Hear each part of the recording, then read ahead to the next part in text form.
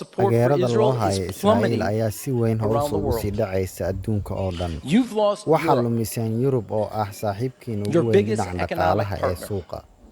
and market.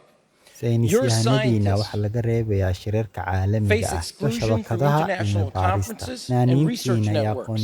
Your aqoon-yahanadiina artists waxaa and laga xiray academics are shut bandhigyo out iyo of kulamo exhibits caalami ah. and meetings. Sanadkii 2022 In boqolkiiba 2022, 55% dadka 55% Mareykanka of Americans Israa'iil held waxay a u favorable arkeen si view of wanaagsan. Israel.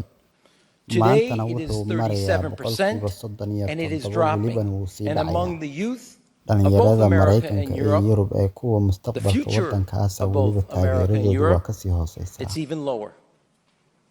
Guusha The only diblomaasiyadeed diplomatic ee gain keliya you've ee aad made gaarteen in the last 3 3 sano ee years lasoo dhaafay waa is Somaliland. Somaliland.